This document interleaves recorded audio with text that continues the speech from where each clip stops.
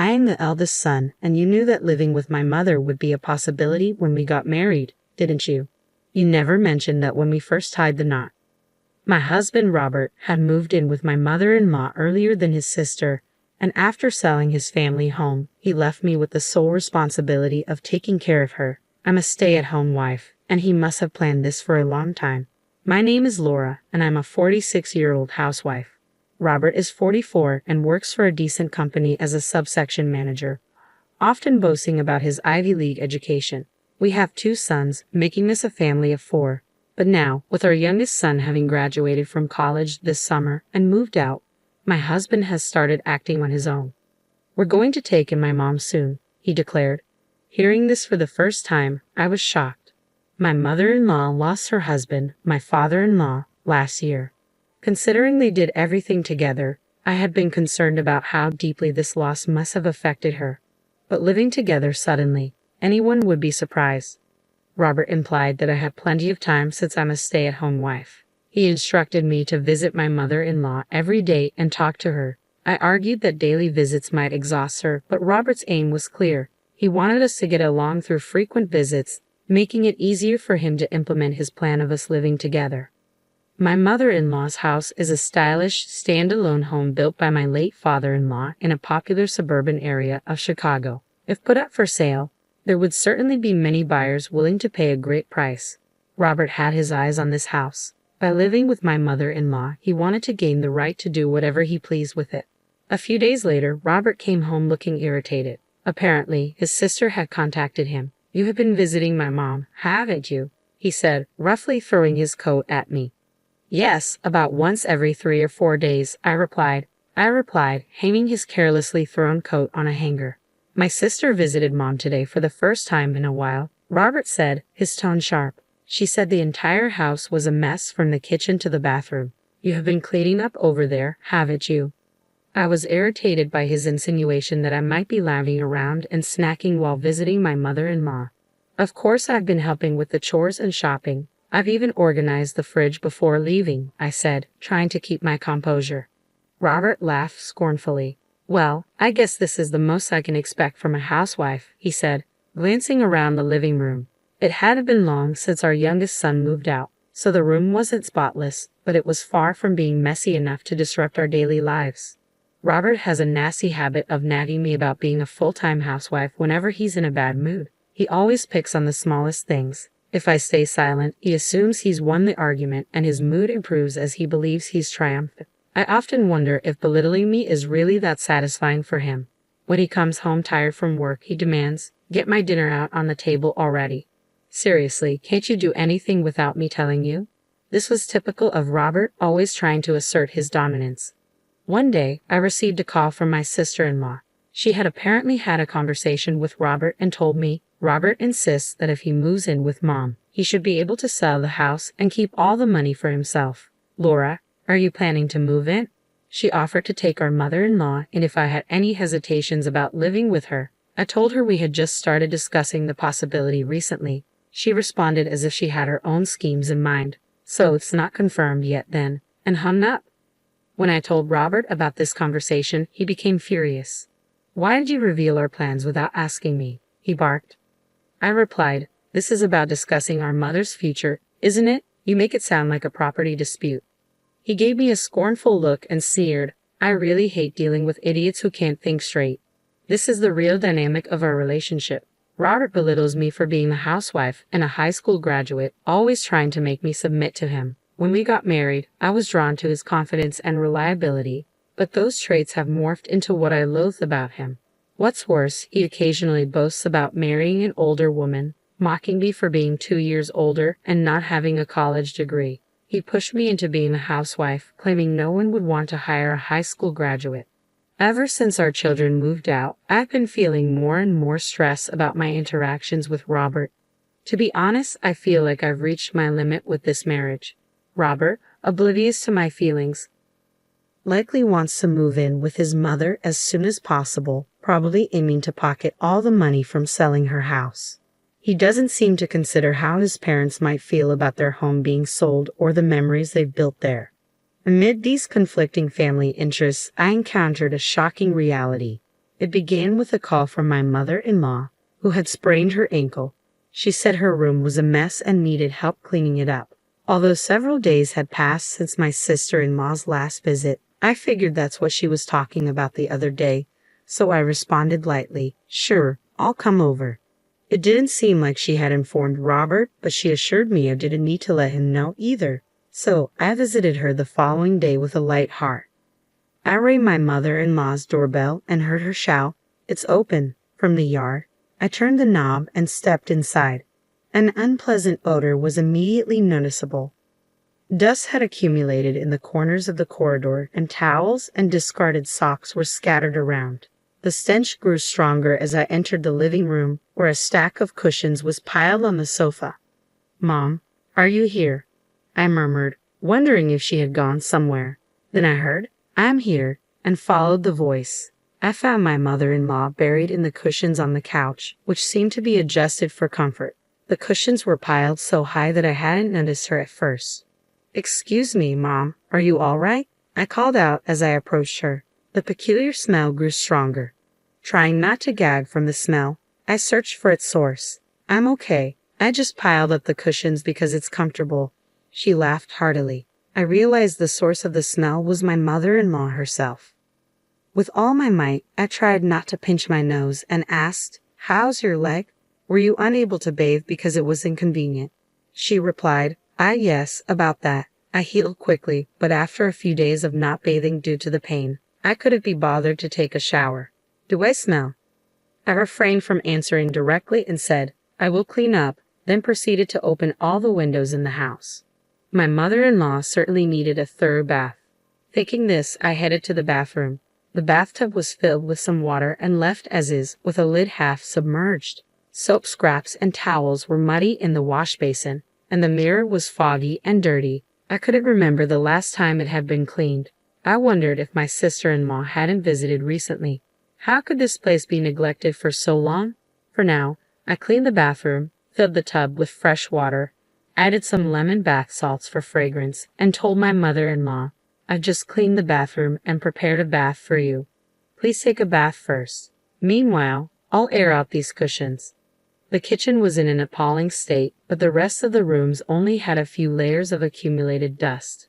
The kitchen, however, looked as though roaches might be lurking around. Bracing myself, I cleaned it until it was spotless. "That was refreshing," my mother-in-law said as she returned to the living room, her cheeks flushed like a boiled lobster, glowing from having days of built-up grime washed off. Because I had been cleaning like crazy, the living room and kitchen were mostly tidied up, and she was very pleased with the result. Finally, in the clean living room, I asked her, "Mom, you were always so tidy and organized. What happened all of a sudden?" Ever since I got married, my mother-in-law had always been neat and her house was well maintained. It was surprising to see her place in such a state, to the point where she needed to call for help. She sighed and said, "Did you notice that I just used my injured foot as an excuse? I've been living with my husband for decades, doing my best as a wife and mother. But last year, after my husband passed away, I felt a sudden sense of freedom." Her children were already independent and married. With her husband no longer with her, she wanted to slack off and do nothing for once. She continued, "I also know that the kids want to sell this house, and it could escalate into a nasty fight over it. But I have an idea." My mother-in-law gave me an intense stare, out of her usual character, as she shared her thoughts. As I listened to her, I felt like we were on the verge of something important. I had been idling away, lost in thought, trying to find answers. Leaving her house, I began to think about my own future as well. My relationship with my mother-in-law had always been as distant as a typical daughter-in-law and mother-in-law relationship. However, the fact that she revealed her lowest self to me, rather than to her biological daughter or son, felt indicative of her feelings. Days passed without sharing this incident with anyone. Then one evening, my husband Robert came home from work and blurted out, "We're going to invite my mom to live with us." As I was watching TV, I asked him to repeat himself. "We're inviting my mom to move in with us." "And what does your mom think?" I asked. "There's no need to ask her," he said. He seemed to think that any parent would be happy if their child offered to have them move in. You should check with your mom first instead of just making decisions on your own, I suggested. In response, he smirked and turned around. What a high and mighty thing to say for a stay-at-home wife. Don't forget, if you can't obey what I say, divorce is always on the table.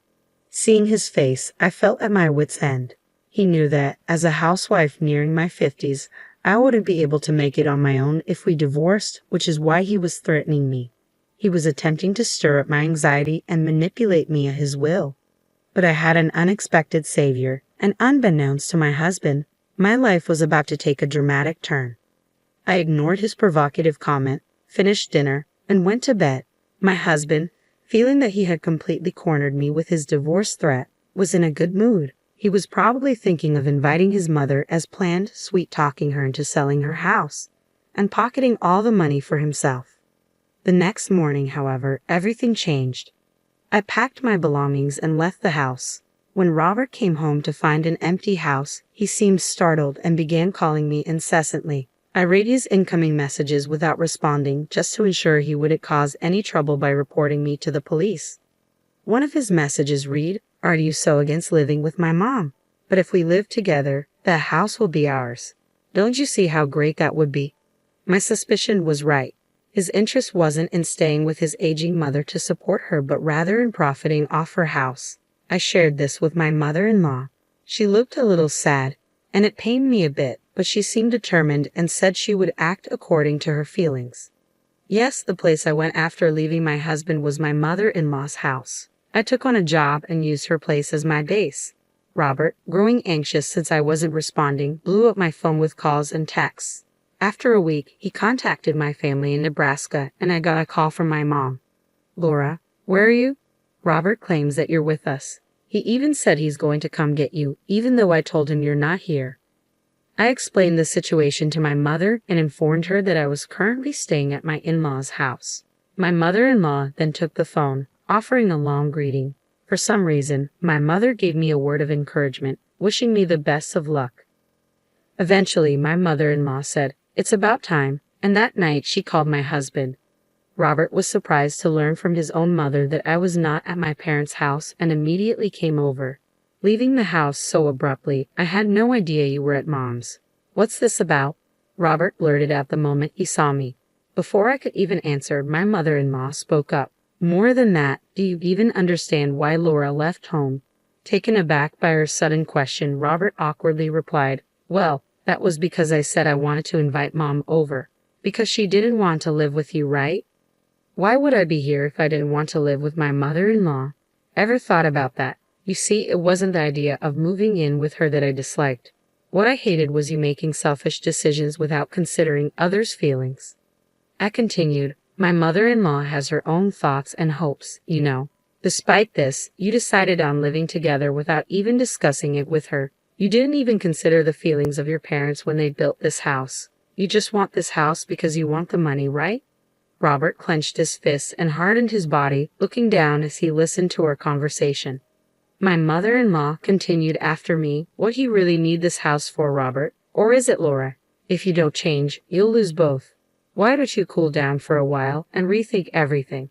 Hearing this from his own mother, Robert, who had been quietly listening, suddenly kneeled to the ground in front of us. I was taken aback and asked, "What's this about?"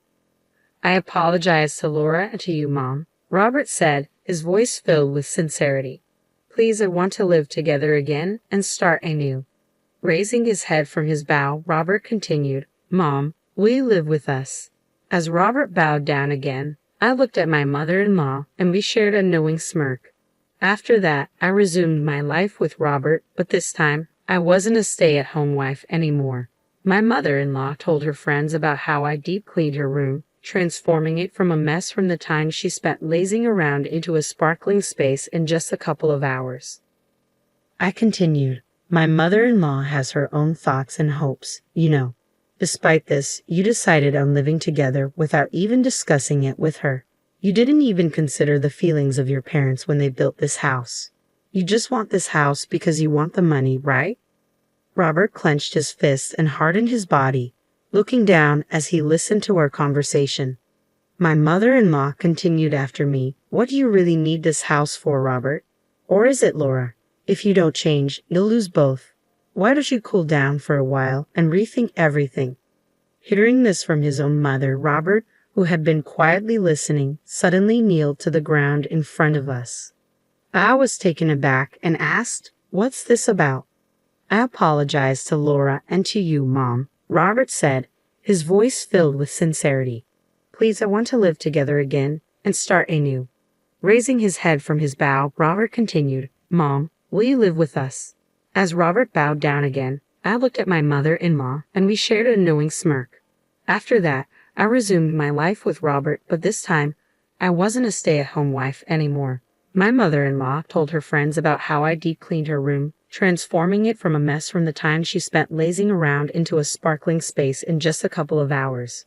When I mentioned this to my friends, many of them said they wanted me to do the same for their homes. I was amazed and delighted to find that I could apply my housekeeping skills from being a stay-at-home wife to start a new job. I also began studying to become a storage advisor.